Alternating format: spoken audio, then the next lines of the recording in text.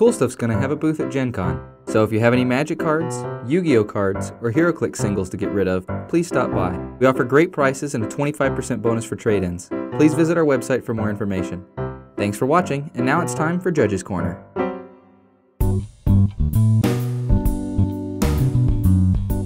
Hey everyone, welcome back to Judges Corner. In today's episode, we're going to be talking about player communication. Basically, the different types of things we use to determine exactly what's happening in the game, such as pointing from one object to another to signify something, or discussing a certain thing with your opponent to try to figure out the board state, or just clearly announcing that you're going to be doing this or that or the other. Good communication is essential for the successful play of any card game, especially when we're using things like made-up objects in conjunction with real cards, or counters or things that we make on the fly, in addition to the real cards in the game. So before we move forward, I want to talk about the difference between lying versus bluffing.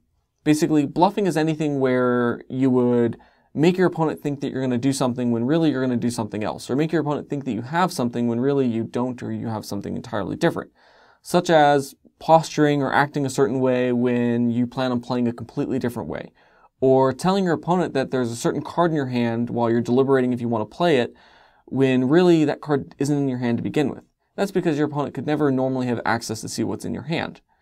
Lying would be something like saying that your Tarmogoyf is a 3/4 when really it's a 4/5, or that your Planeswalker has 3 loyalty counters on it when really it has 4. If you're aware of these things and you're lying about them, you're probably going to get removed from the event. So I highly encourage that you don't do that. So next, let's take a look at the different types of information that we're dealing with when we're playing a game of Magic. So we have free information, which is basically any information that is available to all players at any given point or time in the game. Derived information, which is information that can be answered but must be answered truthfully if it is. And private information, which is basically hidden information that neither player can have access to unless for some reason that player would be allowed access to it. So now that we've taken a look at all three types of information, let's take a closer look at free information. Free information would be things like the details of the current game actions and past game actions that still affect the game state, such as, hey, what did you name with that pithing needle? Also, the names of any visible objects, such as token names, card names, perhaps because they're in a foreign language. Or the types of any counter in a public zone. For example, hey, is that a charge counter? Hey, are those +1/+1 counters or -1/-1 counters? Hey, are those loyalty counters on that Planeswalker? The physical status and current zone of any object. For example, hey, is that card tapped or flipped? Player life totals, poison counter totals, and the game score of the current match. And then finally, the current steps and or phases and which players are active. Like, hey, is this combat or the declare blocker step? Where exactly are we in that? Or did that happen at the end of your turn or at the beginning of mine? Whose turn is it right now? The next thing I want to talk about is derived information, which is basically anything where a player has to try to figure out what's on the battlefield on their own. It can be answered, but if it is answered, it has to be answered truthfully, and it can always be chosen not to be answered. Any of these things have to be figured out normally by players all on their own. Basically, the number of any types of objects present in any game zone are considered derived information. For example, are those 10 tokens on the battlefield? How many lands do you have in play? All characteristics of objects in public zones that are not defined as free information are also considered derived information. This is kind of a catch-all, and it covers a lot of things like, hey, is that hybrid card a multicolor card? Or what's the power and toughness of your Tarmogoyf? Or how many cards are in your hand? The last thing I want to talk about concerning derived information concerns game rules, tournament policy, or oracle text.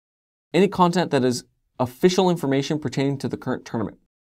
The last thing I want to talk about is private information, which is basically any information where players aren't granted access to this information naturally. For example, hey, what's in your hand? Hey, what cards are in your deck? Hey, what did you side into your deck into game 2? Or how about, are you a boy or a girl? So the last couple of things I want to talk about are when we choose to answer questions or are forced to answer questions, we can't mislead someone if we do answer those questions. And this includes to our opponents and to judges. This is considered lying, and lying is considered cheating, and this will get you disqualified from the event. So please, don't do it. And the last thing I want to talk about is how, remember that all derived information is considered free information at regular. And judges are encouraged to answer questions regarding free information and to help players figure out free information. So you'll notice at regular events, this like F&M or pre-releases, that judges can help players figure out and answer a lot more questions. So again, if you have any questions at your local F&M, make sure to raise your hand and call for a judge. We're happy to help you out. So until next time, In the words of Professor Oak, remember, the early bird catches the worm, or in this case, the Pokemon.